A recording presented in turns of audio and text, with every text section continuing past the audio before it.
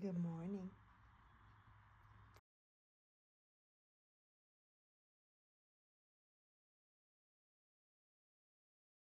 Hi, welcome to Autumn Reads a Tome. It's officially September, which means, as far as I'm concerned, it is spooky season. I started this book yesterday, and it is Cloud Atlas by David Mitchell. I've been wanting to read this book for years, and I've been putting it off.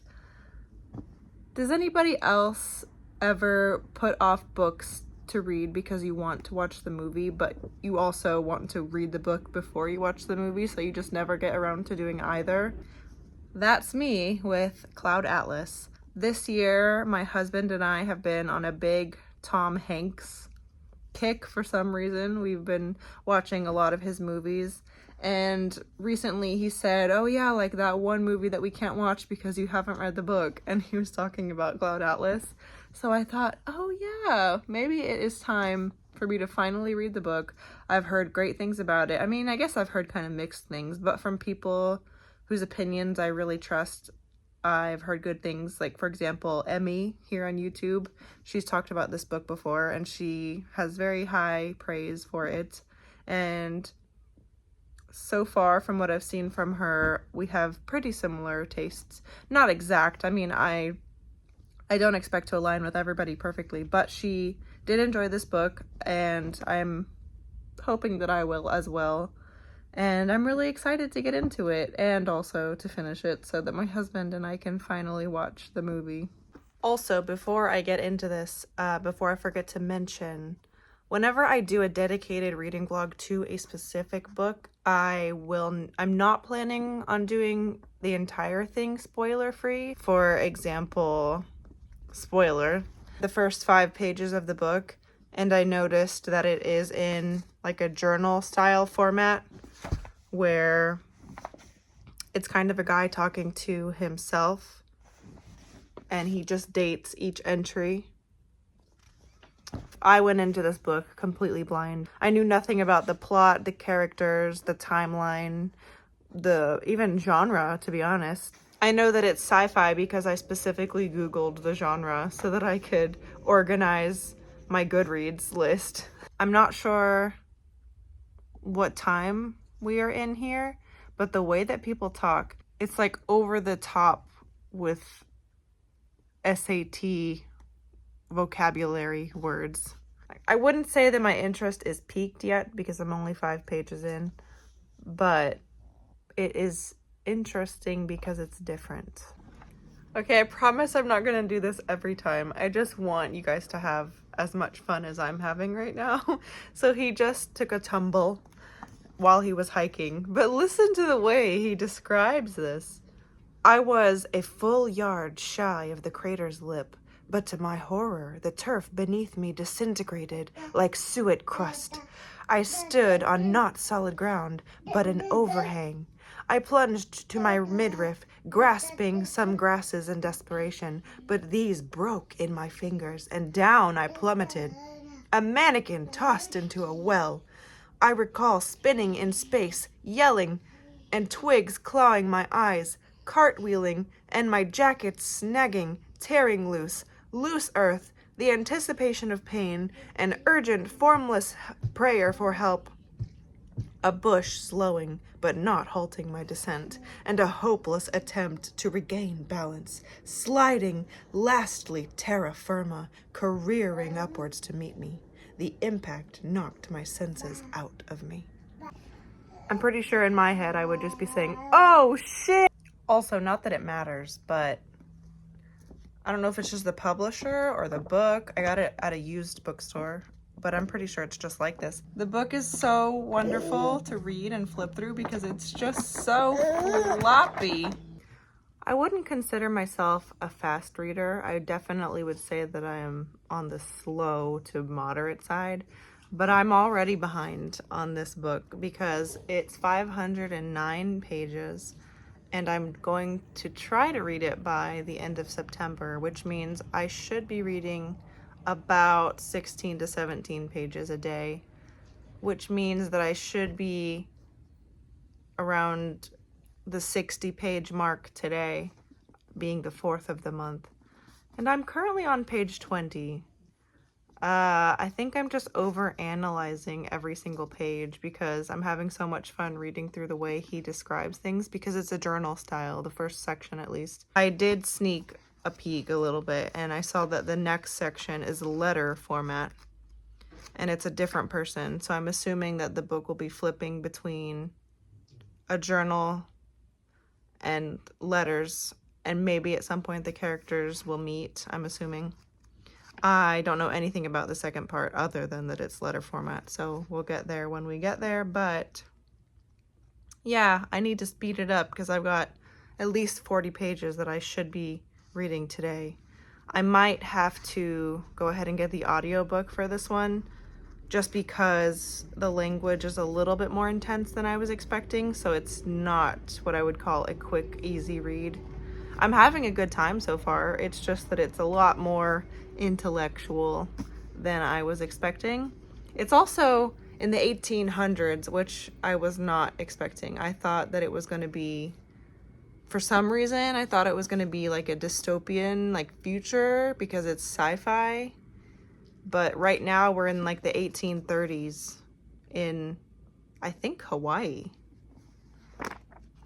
But yeah. Let's just keep going with this and I will check back in with you if anything else ridiculous happens writing-wise or plot-wise. I have not had a chance to read beyond page 26 of Cloud Atlas. It's just been a really kind of chaotic day, to be honest. My husband just took my son out for a nice little walk, but he is fully in the throes of teething. He already has 2 bottom teeth, but I think the top 2 are coming in at the same time, and he has been just absolutely miserable for the last 2 days. He has a slight fever. He's just not having a good time, and I feel really bad for him, but I'm also exhausted because he's in a phase right now where he is just absolutely Velcro baby, just cannot handle not being in somebody's arms at all times. If you saw my last video, which was like a weekend mini vlog, you saw that I was working on a playmat / texture mat / rug for my pregnant best friend, and I did end up finishing. It is long and I guess narrow width wise, so it's like perfect size for a rug or to lay on for a baby for like tummy time. But anyways, yeah, I finished this. That means I can continue working on something else that I had already started but did not have a timeline on it, so I paused.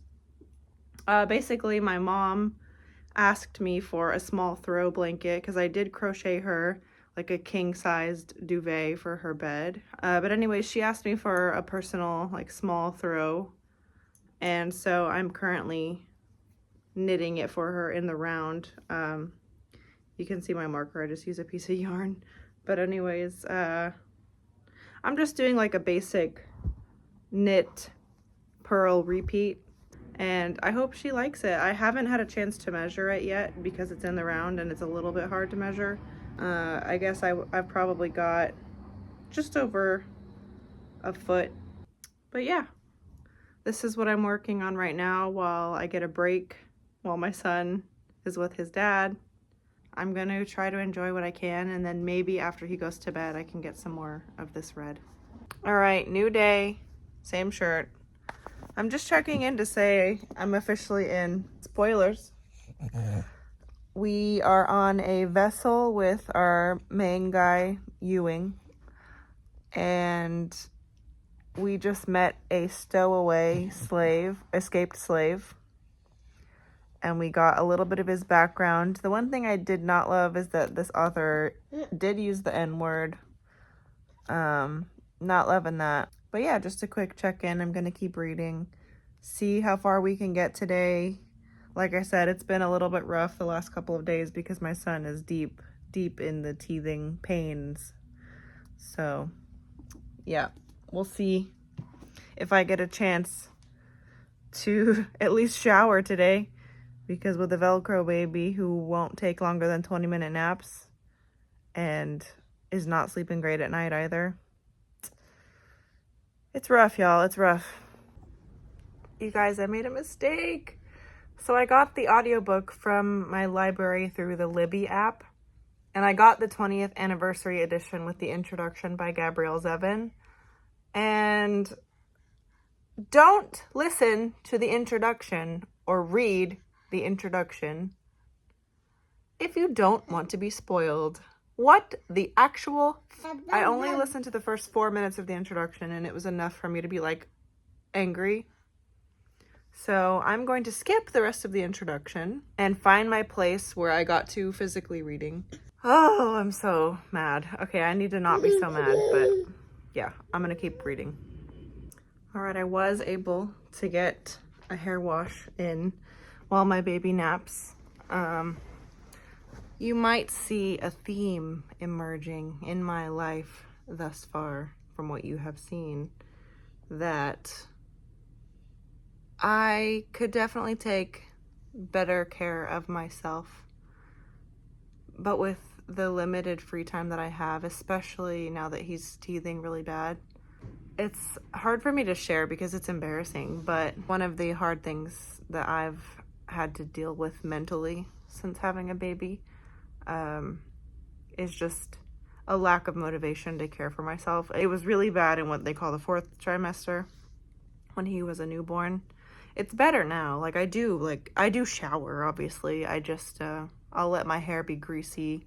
I mean, I know they even say that you shouldn't wash your hair that much, but I, for some reason, have this sense of guilt for washing my hair only like once or twice a week, because I guess I just feel so gross and dirty. I don't know. I know it's not, and I know that I have to be kinder to myself, but lately, when my options are, you know, do your hobbies like read or crochet or scrapbook or eat or take a nap or clean the house or take care of yourself, I tend to go the route of things that are more fun and not things that are strictly necessary.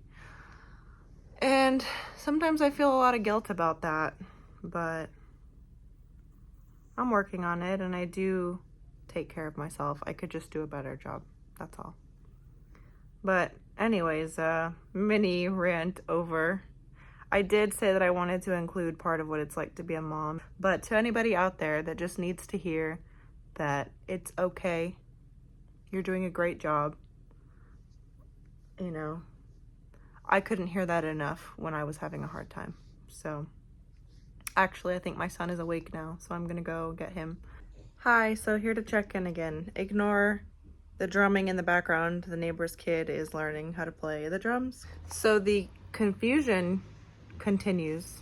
I think the last place I told you was that I was confused about the timeline of the book, and I've officially finished the last page of the first part of the book, which is based in, I think, the 1840s or 50s, maybe even 60s. I really don't know. Basically, it ends in the middle of a sentence, and then we just jump to like almost 100 years later, and now we're reading letters from somebody named Zadelhim. I really should have looked up how to say that. I'm sorry. But anyways, yeah, I'm having a little bit of war flashbacks. If any of you have read Italo Calvino's If on a Winter's Night a Traveler. I know a lot of people love that book, but I did not. I can't handle the cliffhanger of not knowing if we're ever even going to get back to the first person. What was his name? Adam Ewing? Yeah, so... Sorry, there's a truck.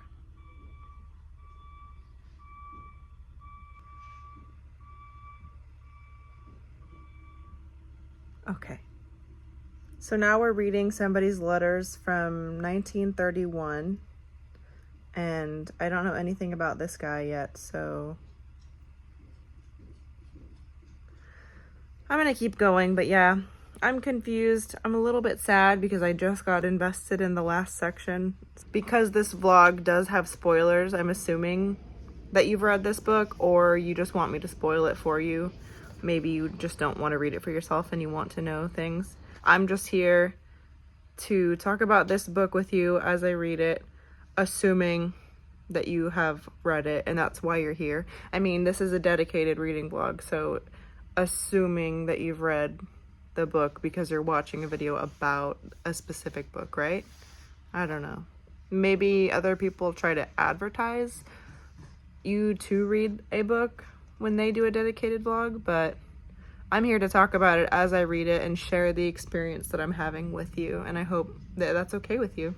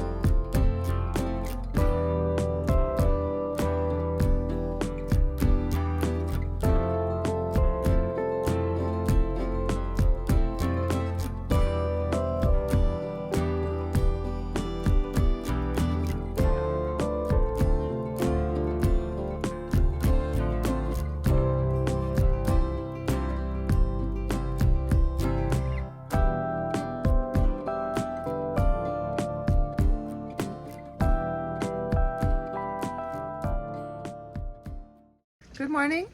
As you can see, I dyed my hair, I don't know, I guess a dark red for the fall. And I got bangs, like real bangs. Hopefully I can figure out how to take care of those, because that's not something I'm used to. But I wanted to do something different, and you know, we only get to live one life, and if I hate it, I can always change it. My hair grows decently fast too, so I'm not worried about it. I'm just happy that I have the opportunity to try new things. Anyways, it's a rainy Sunday. My husband did the morning routine with my son today, so I got to sleep in, which was nice. So I'm just having a cup of coffee now. It's about 10 o'clock in the morning, and today we are celebrating my mother-in-law's birthday because it's this week, and we don't know what our schedule looks like for the weekdays coming up. I'm gonna keep reading Cloud Atlas.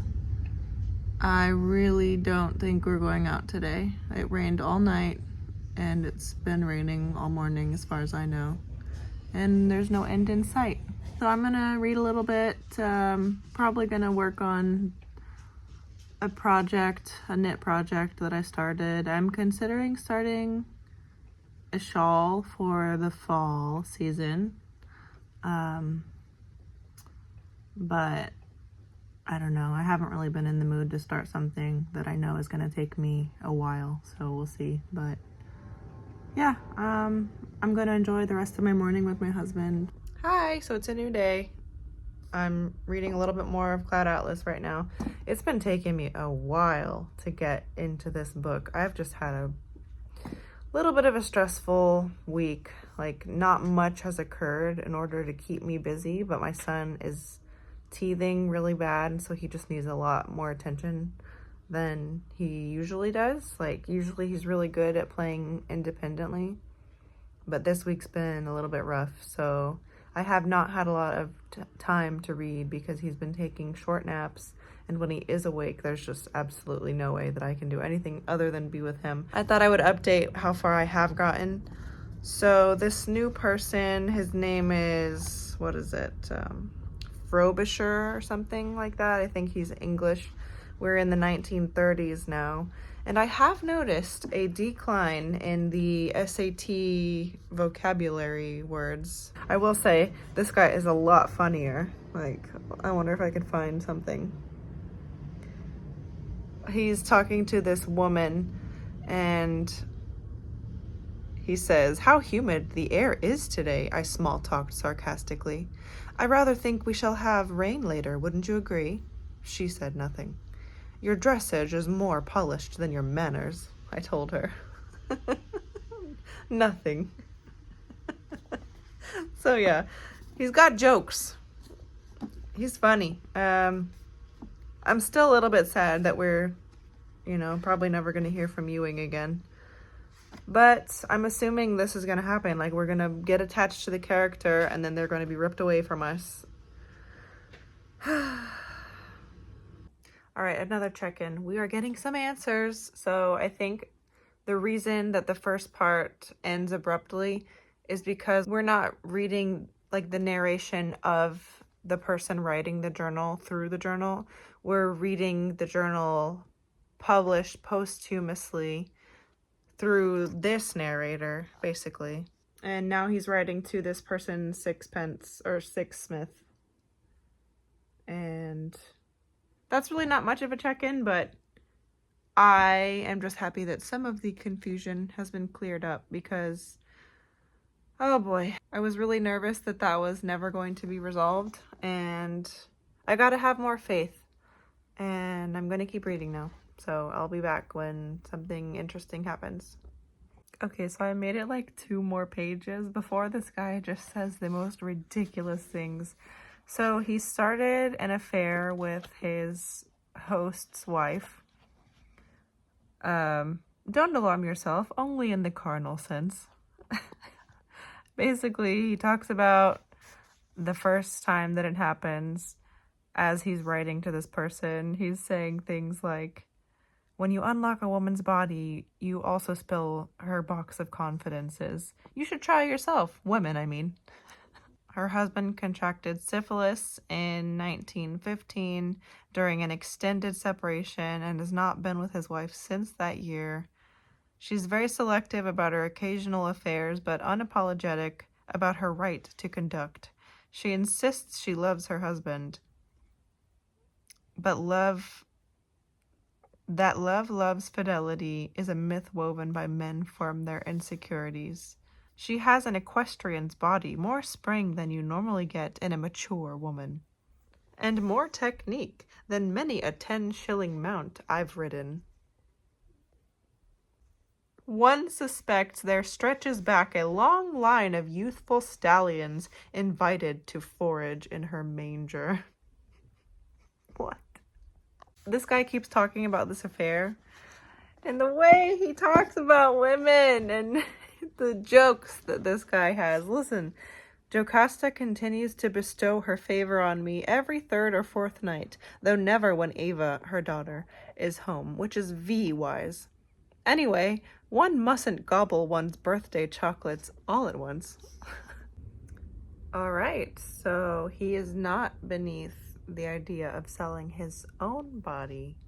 Yes, so he sold some books to a man in a sketchy place, and as he was leaving, he put his hairy paw on my knee, said it was books I'd come to sell. He asked, why let business preclude pleasure? Surely a young buck abroad could find a use for a little pocket money. I left him asleep an hour later, and his wallet starved. I guess the good news is he just talks about everybody this way. Why is it? I never met a boy I couldn't twist around my finger. Not only my finger, but the women of Zadelham seem to best me every time. So I finished Frobisher's section, and I'm a little bit sad. I'm gonna miss his sassy little self. Anyways, now I'm reading the chapter with Louisa Ray, and the character tie-in to her section so far, I've only read about 20 pages, is the Sixsmith person that Frobisher was writing to like 40 years ago now, because I think we're in the 1970s now.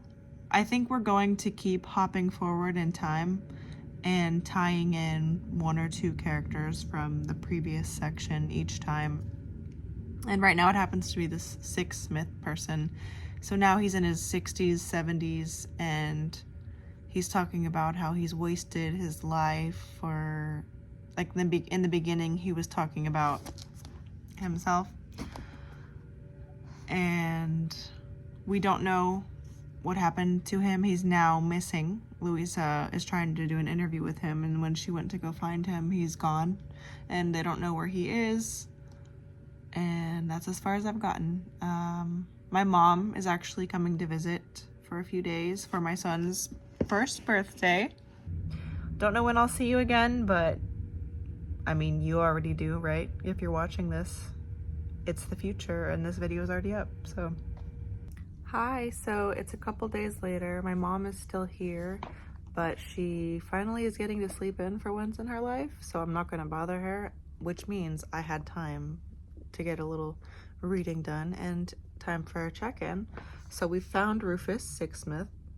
He is some sort of, I guess, physicist, because they're talking about something about building a second Hydra Zero reactor, which I'm assuming is like relevant to firearms, or not firearms, but like war ammunitions, weapons, I'm assuming, or testing to make possibly like hydrogen bombs. I really don't know, honestly, but that's just a guess. So I'm assuming he's some sort of scientist involved in some very intense and guilt-ridden work, and he was on a board of scientists. There was like 11 of them that were being threatened to come to the public with some sort of like false reassurance or information. I'm not really sure, but basically he is saying that he is the 11th scientist that didn't agree, so he is now kind of on the run. And so now somebody just called him. He was hiding out in this shady motel, and somebody just called him because he tried to get a hold of his niece, and I guess somebody's tracing the calls. He's probably going to flee to England in order to make some sort of report contradicting the other 10 scientists, I'm guessing, because I don't know how much information we're going to be told. If it's anything like the last two chapters, we're only going to follow them for a couple of weeks, and then we're going to jump 100 years into the future or something, 50 to 100 years. So now we're hearing from this Jerry Nussbaum person, and he's talking about being also threatened, and says, not talking dead of night Harlem, I'm talking Greenwich goddamn Village in goddamn broad daylight after a 16-pound steak with Norman goddamn Mailer. I don't know who that is, but it kind of reminded me of a quick little story time of when my husband and I did kind of get stranded in Harlem in the dead of night. So I think it was like 3 years ago, maybe 2 to 4 years ago, sometime in that time frame, when my husband and I had gone out in the city in New York on a vacation. So we were out till about midnight, and I guess we didn't realize that the trains don't just run consistently in the same manner. Like there's express trains, which we did not know. So basically we were staying a little bit outside of the city, so we hopped on a train thinking like, oh, we'll get to where we're going, not realizing that no, this train only goes to Hartford, Connecticut, and skips all the other stops. So we ended up at like 1:30, 2 o'clock in the morning taking a train to Hartford, Connecticut. I am exhausted. I've got nothing with me. Like, oh my god, it was so rough. I guess I'm not doing the best job telling the story. I can just tell you the experience. So basically I was just excited to go back to our Airbnb, and we end up in Hartford, Connecticut at 2 o'clock in the morning. and we have to take an Uber. At first, a taxi driver comes up to us, and we were like, oh, we're gonna have to go back closer to the city. And he goes, oh, that'll be like $80. And we were like, no. So we took an Uber, and that was still like $50, like $30 to $50. But we just, it was the only option we had. So we ended up having to take an Uber super late at night / early in the morning.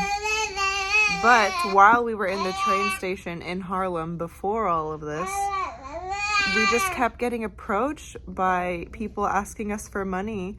This one guy was just incoherent. Like, I don't know what he was on, but he just would not leave me alone. And eventually my husband had to kind of stand up and be like, hey man, you got to walk away, because he was starting to actually get physical and like touch me. I don't know what he would have done. Like, there was a woman next to me who was alone, but she was like tougher than me, I guess, because she just told him to go away. But yeah, it was a little scary. We ended up trying to chase a train down and run up like a huge flight of stairs, and we just weren't fast enough, and obviously their train isn't going to wait for us. So yeah, New York isn't for the slow-paced mindset. So that's my Harlem story. I think we had just seen Wicked that night, because we are tourists. One time we were in Times Square, and I think it was like the second time I had ever been there. And man, the locals can sometimes really hate tourists, because we were just trying to get a photo of something. I can't even remember what it was. And this lady just like shoulder jabs me and goes, "Ah, tourist." And we were just like, really? On a Saturday in Times Square, there's tourists? That's my story. I'm gonna keep reading.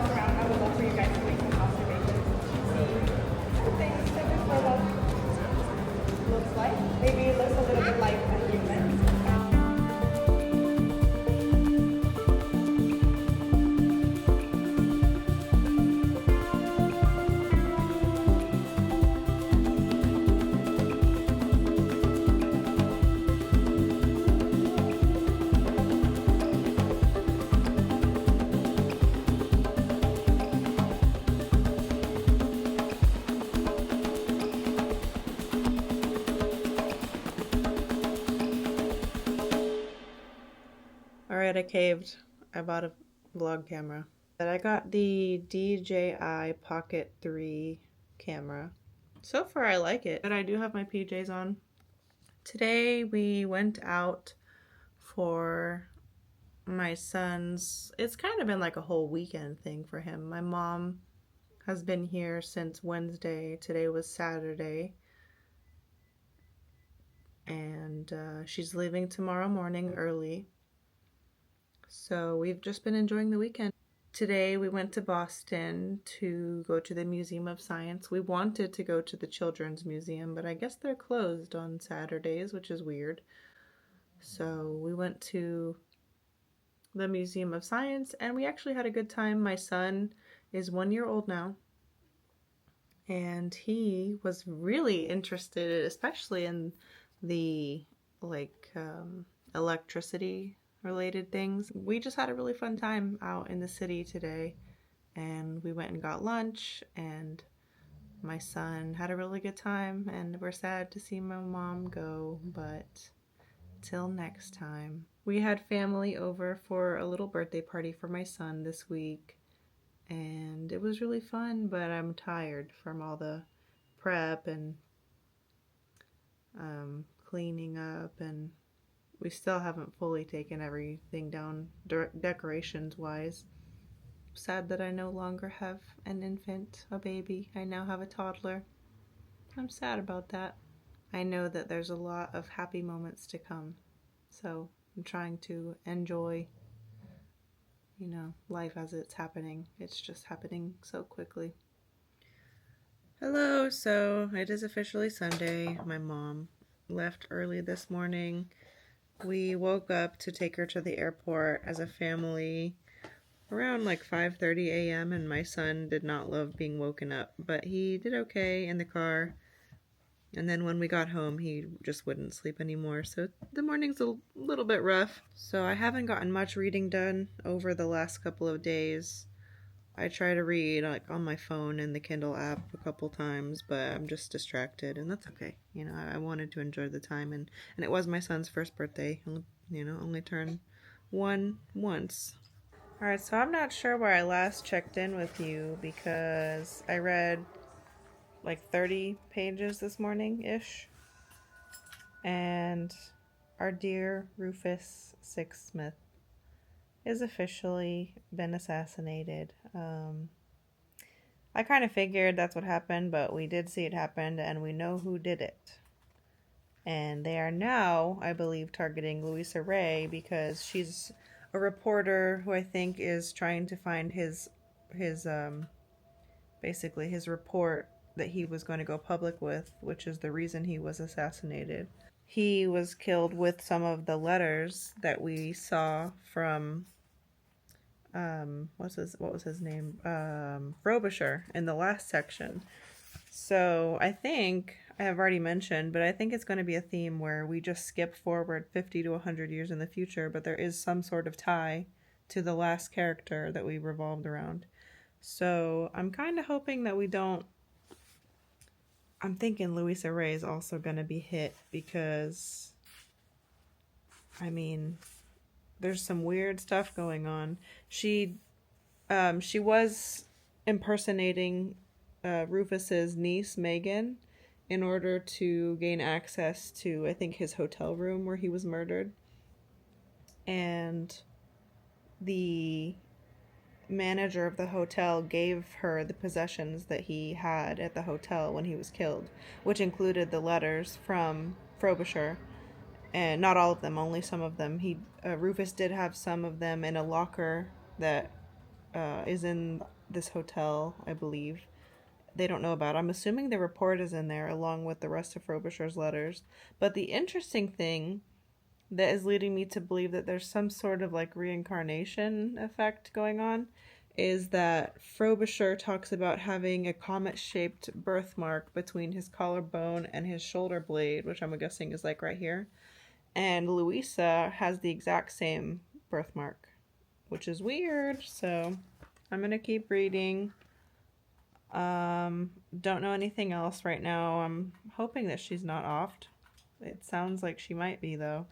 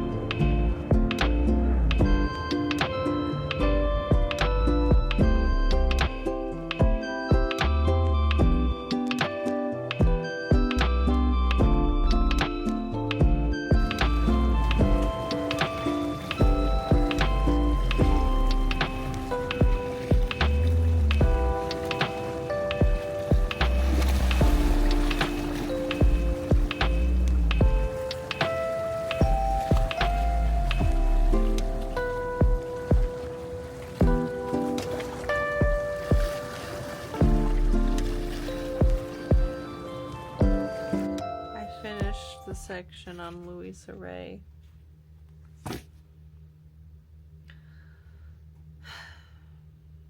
Louisa's gone. She got the report. Somebody hid it in her car, but they told her over the phone, which was bugged. And so this guy caught her car fleeing and basically drove her car off of, he sandwiched her car onto a guardrail over a bridge, and then she went over. So unless she somehow wasn't in the car with the report, Louisa's gone. And C, whatever their name is going to get away with their research that seems like it will lead to some sort of explosion. So yeah. I liked Louisa. That sucks. Now we're getting into the ghastly ordeal of Timothy Cavendish. And I have a grumpy baby, so I'm gonna go.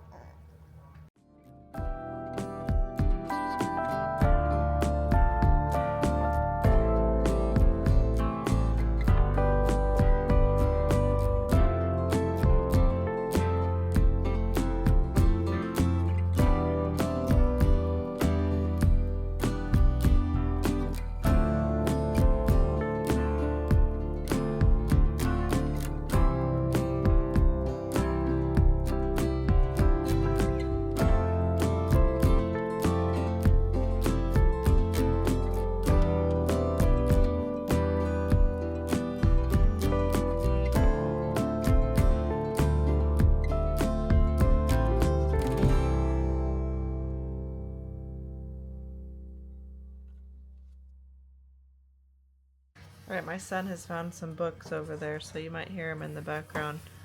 But the story of Louisa Ray that we read seems like it was part of a book or a short story.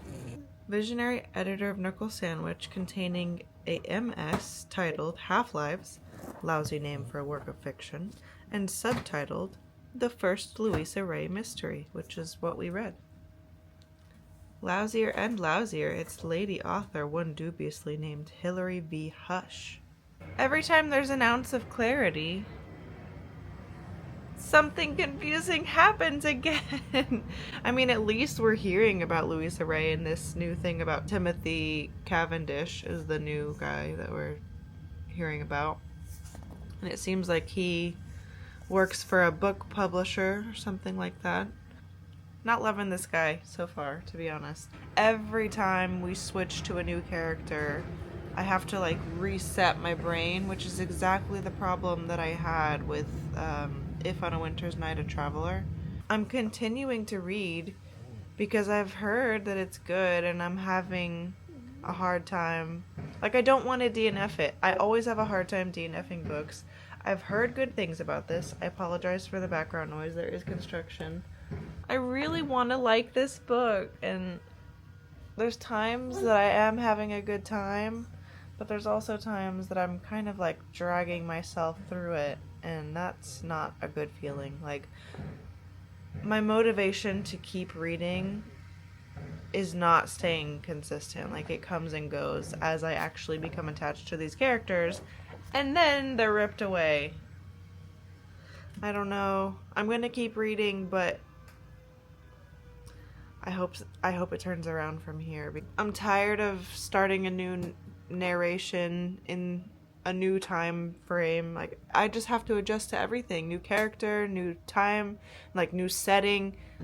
If I'm still having this feeling at the halfway point, I don't know what I'm gonna do. I feel like I have to just commit to it and finish it, whether I like it or not, but I don't like doing that anymore. I've tried to get better about DNFing, but I don't know. For now, I'm going to keep going. Yeah. So in one paragraph, Timothy Cavendish has successfully ruined my Harry Potter dreams / fantasies. Temple of the Rat King, Ark of the Soot God, Sphincter of Hades. Yes, King's Cross Station. Where, according to Knuckle Sandwich, a book he published, a blowjob costs only £5. any of the furthest left 3 cubicles in the men's lobby downstairs, 24 hours a day. So yeah, platform 9 3/4 or the men's cubicle, the left furthest 3 cubicles. What's your destination? Alright, so we are making progress in the story, but the confusion is not resolved. If anything, I cannot tell if we are unraveling the layers or if we are adding fresh coats. Because I just finished the chapter section on Timothy Cavendish. First of all, least favorite character. He's like a racist, old, misogynistic man. He's just horrible. I really don't want to go into the specifics. He goes to collect money from a younger brother who used to be a successful banker and has now, I guess, been bankrupt, and he's tired of his older brother's issues being dumped in his lap, so he tells him, like, oh, well, one thing I can do is pay for your stay at this hotel.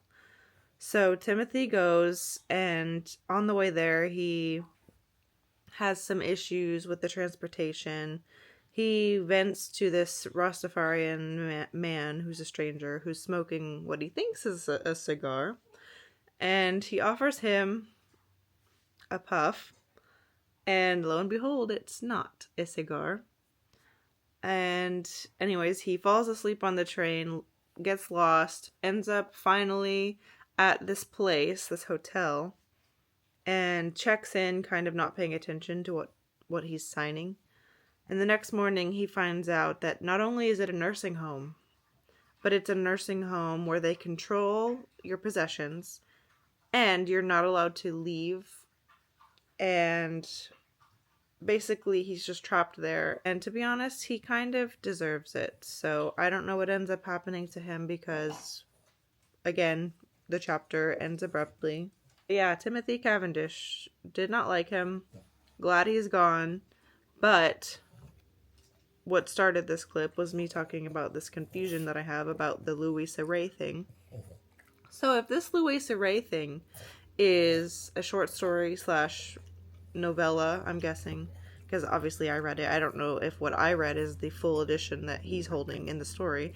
This is what I don't like. This is like the whole story within a story thing, and I've lost count of how many. So like I said, are we adding layers or are we peeling them back? I don't know. So basically, if Louisa Ray is a work of fiction, that means that Rufus Sixsmith is a work of fiction, which means that Frobisher is a work of fiction, which means that Ewing was a work of fiction. So I guess there we go, 4 layers. Is this a whole thing, a short story about Louisa Ray that we just went through to get all of the clarity thus far? Or, like, what's happening? I don't know what's happening. Like, we're just experiencing these snippets of people's lives, and I don't know if we're supposed to treat this as, like, reality, or if it's a story within a story within a story, and this whole thing is just, like, we're in the future and we're reading things about the past. We're not really time traveling, we're just always in the future looking back, you know? I don't know what's going on. I'm officially listening to the audiobook while I read physically, because it's really the only way that I can get through this book. Would I DNF this if I wasn't making a vlog about it? That's the question I have yet to answer. I am doing an immersive read with the audiobook, and I just started An Orison of Sonmi 451. So basically we are doing, this is now an interview between what they're calling pure bloods and fabricants, I believe is what they call them, which basically is a clone. They're basically slaves. That they said that. One of them straight up said that, and the interviewer was like, that word is banned. But the one that they're talking about is called Una 939, and they're basically, I don't know how, basically their brains are wiped at the end of every day, because just like in Frobisher's section, the host that he was staying with, he had a dream where he was listening to music in a cafe in the future and the song was playing and everybody was eating soap. I'm assuming that's this world because these fabricants eat soap that have something called vespers in them that makes them, basically their memories get wiped at the end of each day. It sounds like they work in like some sort of diner, and it's almost like a cult where they have this leader that's called like Papa Song. Something about they're born into debt and they are allowed to escape it after 12 years. And they are clones of each other that are just slaves to this person. I don't really understand. And I don't know where we are in time at this point because this is just some crazy dystopian stuff. Also, I'm noticing that a lot of the nouns, objects specifically, are being named by brands instead of the object itself. So, like, for example, instead of saying interviewed on a camera, they say, like, they have to take a Nikon, right? Is that what they said? Something like that. Or we're gonna run down the hall in our Nikes, which is kind of funny. This book came out in 2004. I don't know how people talked about sneakers back then, but like that wouldn't be that crazy to say today. So yeah, they run around in their Nikes. They are seen on the Nikon. There's other examples that I can't exactly see because I should have circled or highlighted as I was reading, but I was just so kind of entranced into figuring out what the hell is happening, because obviously this is supposed to be some sort of dystopian future where there's clone slaves, and I'm trying to learn about this world, first of all. Second of all, the language is just not normal. So I'm having to really kind of pay attention so that I can understand what's going on. And I'm still confused. I start each day by breathing in some sort of chemical because they don't actually sleep. And a lot of them can't even say sentences longer than 5 words because their memories are wiped each day, so they never build a vocabulary. Apparently after a 12-year period where they're paying off some sort of debt that they're apparently born into, they get to this thing called exaltation. I'm assuming that they're either killed or they get to be free and get to live life as people, or they're sent to like some community where all of these ex-slaves live. But I don't know. We'll get there.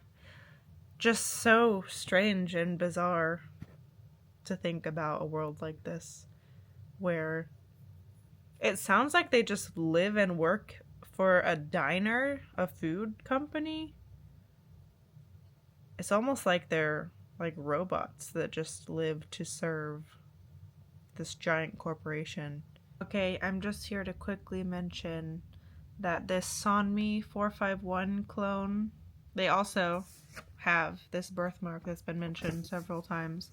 The one that's shaped like a comet between the collarbone and the shoulder blade.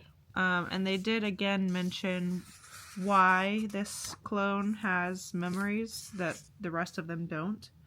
And it's because they have ascended, and that means that the amnesiads in the soap were reduced accordingly. Ascension catalysts in streamed. So somebody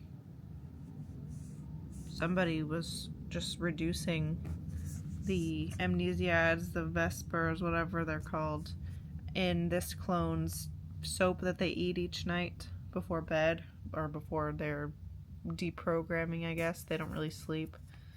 So for some reason, this clone was one of the guinea pigs. That's what they literally call themselves, a guinea pig.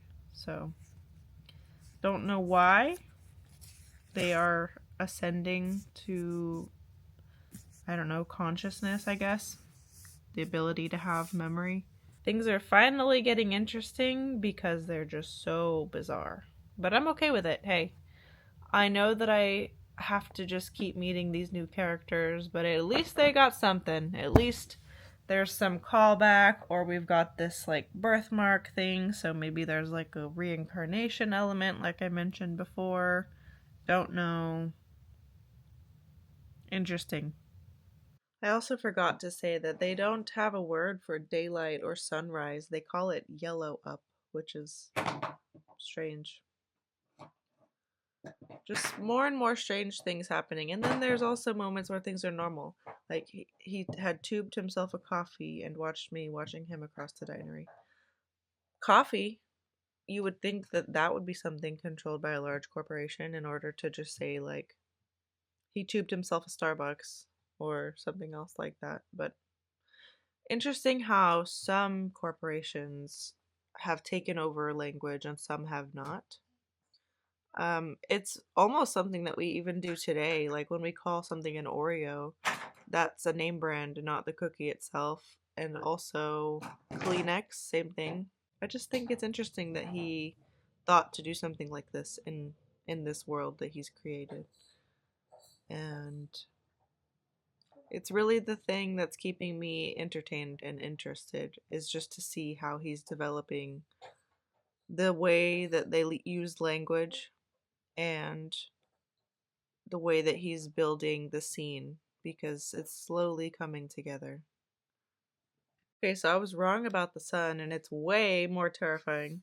So basically, they were all kept underground. They've never seen the outside, like daylight windows. They've got nothing. Everything is artificial. So when they say yellow up, they literally mean just like yellow light, I guess, to signal that it's time to start the day's work. But she talks about seeing her first real dawn when, oh, I guess I didn't say this, did I? Because it happened. Somebody showed up because they caught her snooping. They introduced themselves as a chauffeur. She doesn't know what that is, so he explains they drive Fords for execs and boardsmen, sometimes serve as a messenger too. Mr. Chang had a message for me from his own seer. The message was a choice. I could leave the dinery now and repay my investment outside, or else stay where I was, wait for unanimity and their DNA sniffers to come, investigate the death of Seer Ree, and be exposed as a Union spy. So she chooses to escape. They go outside. She experiences wind chill and feeling cold for the first time. Papa Song's golden arches receded into 100 other corp logos, and a new city of symbols slid by, most entirely new. When the Ford braked, I lost my balance. Oh, right, she didn't even know to sit down in a car, in a Ford. And now we're experiencing the first dawn. What does it say? I was less a cross-zone tourist, more a time traveler from a past century. It's kind of true. It's a sad comparison, but every once in a while you hear a case where somebody was underground kidnapped for 15, 20 years, and they come out and the world is new to them. They don't even understand how quickly technology has advanced, even in only the last 15 to 20 years. It reminds me of that. Cleared the moon tower. I saw my first dawn. I cannot describe what I felt. The one true sun, its molten light, dome of sky. Okay, so spoilers for the book The Giver.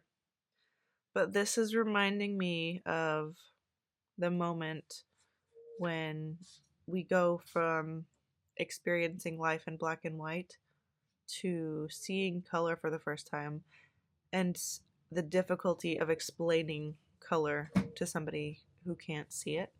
Like, I remember there's a moment when he sees red for the first time and he's trying to explain what it is. She's almost doing that here, where she sees the greenness of a garden and everybody around her is bored. And I promise I'm not going to keep commenting on every little thing that she's discovering. But this poor person is so ignorant of the outside world that she finds a fly in her bedroom, kind of buzzing around her.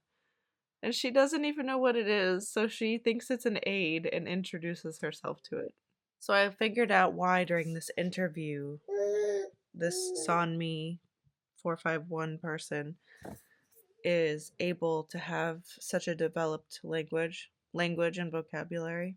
They were basically like a maid to a university student who didn't give a damn about their education and just kind of went out and partied most of the time. So she was kind of left unchecked in her room, and she was able to study from an early child education through, I'm not sure what stage, we haven't gotten there yet, but I can now see how she was able to teach herself how to read. She's learned about the outside world. She's experienced autumn for the first time. She kept a collection of secret leaves as they changed color, and eventually they did crumble and die. And now she's describing snow. I could watch the snow fall from my previous prison cube, and I miss it here. Snow is bruised lilac in half light, such pure solace. You speak like an aesthete sometimes, Sanmi, which I didn't know that word. I looked it up. It's a person who has or affects to have a special appreciation of art and beauty. So she was hosted by a graduate student at the university who was very lazy and probably thought that he would just succeed through nepotism because his dad was the reason that he was even there in the first place. So he was just partying, getting drunk all the time, not taking it seriously, inviting friends over that were, rowdy and loud. And so basically, she has been using his login on a secret Sony, which I'm guessing is just like an iPad or something like that. But so basically, she's been using it to study, to learn, to ascend. And the whole time, that device was being tracked by somebody they're calling the chairman. And he comes to her one day because the guy, Boomsuk, who she's staying with, has a friend over that makes him use a crossbow to hit fruits that she's holding on her head, and they keep getting smaller and smaller. And the final time, there's a plum on her head, and he shoots her through the ear. So this guy kind of bursts into the room, expels him on the spot, and then takes her and tells her everything and says, "We've been watching you. We put cameras in after we realized that there was no way that this student was reading all of these texts. Like, we knew it was somebody else in his room. We put cameras up, and we saw that it was in fact you." So she thought that it was like this big secret that she was getting away with, but it wasn't. And so she thinks that she's about to get in trouble, but he actually says how big of a deal it is that these fabricants, these experiments, have the ability to even ascend as far as she has in the first place, because apparently it shouldn't even be possible. I thought that they were just wiping their memories with some sort of additive to the soap that they eat. But apparently there has to do with something with their genome where they are physically unstable if they don't wipe their memories or something like that. They're not getting into the specifics, but he's basically saying you're the first stable fabricant who has ascended to this level, and you aren't even doing it in a lab. You're just existing on your own.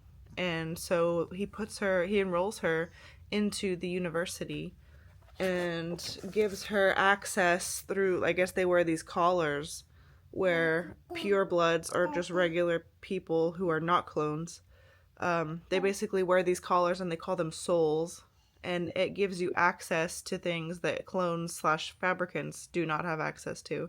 So she's sitting in these university lecture halls on the first day, and everybody's just staring at her, bullying her, saying like, "I didn't order a burger." She gets back to the chairman's office, and they're talking about the first day of school. And I guess she started calling him Professor because he asked her to not call him chairman. The interviewer says, "Did Professor Meffy know about the students' unfriendliness?" "I think so. At our seminar, the professor asked if my lecture had been fruitful. I chose the word informative and asked why purebloods despised me so. He replied, 'What if the differences between social strata stem not from genomics, or inherent excellence, or even dollars, but merely differences in knowledge? Would this not mean the whole pyramid is built on shifting sands? I speculated such a suggestion could be seen as a serious deviancy. Mephi seemed delighted. Try this for deviancy. Fabricants are mirrors held up to purebloods' consciences. What purebloods see reflected there sickens them, so they blame you for holding up the mirror. I hid my shock by asking when purebloods might blame themselves. Mephi replied, history suggests not until they are made to. I'm just so interested. Like, I have a lot of thoughts as I'm reading it, and I want to get them out before I forget them, because I have a really bad habit of absorbing things too quickly, and then I don't sit and digest them. I just, basically, it goes in my head while I'm reading it, and then shortly after, it's gone. So, I'm trying to work on it. I'm trying to get the thoughts out as I'm reading, and I'm having fun. Okay, so something crazy just happened. She was starting to get a little bit cooped up and depressed, I guess. So the professor let her out. It finally happened. He bought a styro of Starbucks for himself. So I knew it. They were using the word coffee earlier. Maybe she just didn't know the word Starbucks. Anyways, they're talking about how everybody around is trapped in consumerism, and it's actually a crime to save money. They're literally forced to be consumers depending on how wealthy they are. They have a fixed amount of money that they are required to spend. And that sounds terrifying. Okay, so tell me why I literally am like tearing up right now. So Sanmi goes back to the restaurant. Now we know it was a restaurant because her reference frame of knowledge, like, it was like her entire world. Obviously, it's just basically a McDonald's. So she goes back because she's just too curious now that she's learned so much. And basically, she goes and she sees all of the old servers that she used to work alongside. And she tries to have a conversation with one of them, saying, hold on, I might have to go because I have a lot to say, and my baby needs me, so I'm gonna take care of him and I'll come back and hopefully I remember this train of thought. Alright, so I just put my son down for his morning nap, and the emotion of the moment is gone for the book, but hopefully I can regather my thoughts at least. Sanmi decided to go back to the Papa songs where she was a server. So I'm going to read you the passage that made me cry, and hopefully it's not too long. I was stunned at how misleading my memories of this place had been. In what ways? That spacious dome was so poky, its glorious reds and yellows so stark and vulgar. The wholesome air I remembered, now its greasy stench gagged me. After the silence on Tame-san, the university, the dinery noise was like never-ending gunfire. Papa Song stood on his plinth, greeting us. I tried to swallow, but my throat was dry. Surely my logo man would condemn his prodigal daughter. No. He winked at us, tugged himself skyward by his own Nike straps, sneezed, oopsied, and plummeted down to his plinth. Children screamed with laughter. I realized Papa Song was just a trick of lights. How had an inane hologram once inspired such awe in me? Haiju went to find a table while I circummed the hub. My sisters smiled under sugary top lights. How unflaggingly they worked. At my old counter on West was a fresh-faced Sanmi. Here was Kylim 889, Yuna's replacement. I got in line at her teller, my nervousness growing acute as my turn approached. Hi, Kylim 9889 at your service. Mouth-watering, magical Papa songs. Yes, madam, your pleasure today. I asked her if she knew me. Kylim 889 smiled extra to dilute her confusion. I asked if she remembered Sanmi 451, a server who worked beside her, who disappeared one morning. A blank smile. The verb remember is outside servers' lexicons. Hi, Kylim 889 at your service. Mouth-watering, magical Papa songs. Your pleasure today. I asked, Are you happy? Kylim 889. Enthusiasm lit her smile as she nodded. Happy is a word in the second catechism. Proviso, I obey the catechisms. Papa Song loves me. Proviso, Papa Song loves me. I am happy. A cruel compulsion brushed me. I asked the Kylim, didn't she want to live how purebloods live? Sit at dinery tables instead of wiping them? Kylim 889 wanted so badly to please me, telling me, servers eat soap. Yes, I persisted, but didn't she want to see outside? Democratize your own, fabricants, a man glowered as I pushed by with my tray. Abolitionist. Other purebloods in line glanced at me, worried, as if I carried a disease. Haiju had found a free table in my old quarter. How many tens of thousands of times had I wiped this surface? Haiju asked gently if I had discovered anything valuable.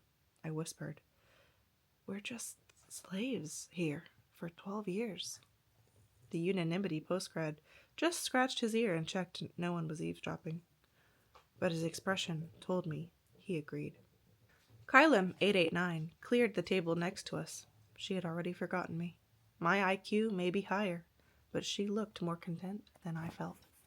Her moment of existentialism triggered something in me that just made me feel so sad for her and for the other fabricants' existence, and to have all of the brainwashing be wiped from your mind and to understand the reality of what your life was before and to see other fabricants still living that life. I just can't imagine. Later, back in my quiet apartment, Haiju paid me this compliment. If I had ascended from server to prodigy in 12 months, my current address wouldn't be a guest quarter in a unanimity facility. I would be in a psych ward somewhere. Seriously. These existential qualms you suffer, they just mean you're truly human. I asked how I might remedy them. You don't remedy them. You live through them. Alright, so it took until the last 2 pages to form the connection to Timothy Cavendish, but here we are. Apparently that whole thing was a movie. These narrations are... there's just no way of knowing how it's going to connect to the next chapter. But it's like when you read a book and you're reading the narrator, they're in your mind, but they're their own person, right? So it's like they're in your head and they're in their head, and you just peel back the layers every time.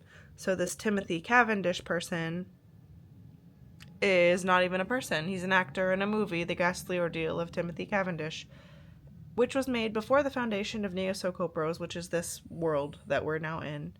And now I can only assume that even this world is fake, and we're about to pull back and see somebody else's world while they experience this Sonmi 451 world. And this just keeps happening over and over and over to the point where nothing is real. The layers are forming. It's a story within a story within a story within a story. My head is spinning, but I'm very intrigued by how this is going to continue. We don't get to see her actual capture, but we are at the point now where people are breaking into this place where she is, and they are here to deliver news that she is to be killed on sight. The person who she's with is to be captured for interrogation, and all the exits are manned. And we now know, obviously, this whole thing is an interview from within a prison, so we know that she is captured. And here we see, what led up to that, but we don't get to actually see the event itself. I'm a little bit sad. I think I felt the most emotion in this section of the book. Also, I just wanted to quickly point out that the irony of her name being Sonmi 451 is not lost on me. Apparently, you can get imprisoned for even discussing movies from before the creation of this world. So, it's not lost on me, the irony of the dystopian world where you're allowed to have no knowledge above what you're literally programmed to have. And the idea of her ascending to something else is so deviant. That's the word that they use, but it's so fascinating to think about, right? And terrifying, obviously. A world where we could be programmed to exist for the most niche of purposes, down to wiping tables at what is basically a McDonald's. Terrifying.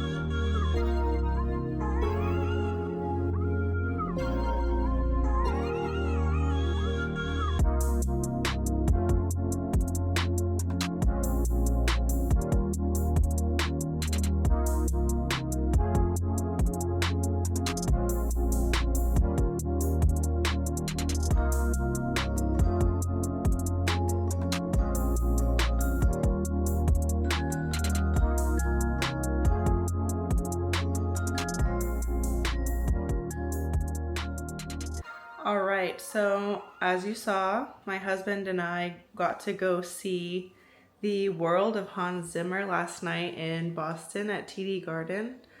It was such an amazing experience. It was a birthday gift from my husband, and it's something that I mentioned to him that I've been wanting to do for years. This morning I've been editing the clips that I have filmed thus far for this reading blog, and I've decided two things. One, I talk a lot, so I have already narrowed down 3 hours of footage to just over an hour, and that's still a lot. So two, I decided that I think I'm going to turn this into a two-part vlog because I really would like to include the thoughts that I've gathered so far. I'm just about halfway through the book now, and I think that I'll just stop where I left off and I will continue on and create a part 2 vlog. I really am enjoying the process, but I don't think anybody's going to watch a 2-hour-long vlog about a book. I am going to finish editing part 1, and that's going to be up. Obviously, you're seeing it now if you're here. If you've made it this far, thank you so much. And I'll see you in the next video, whether it's part 2 or another video in the future, or maybe one of my previous videos. Thank you so much for being here. I really appreciate you, and I will see you next time. Bye.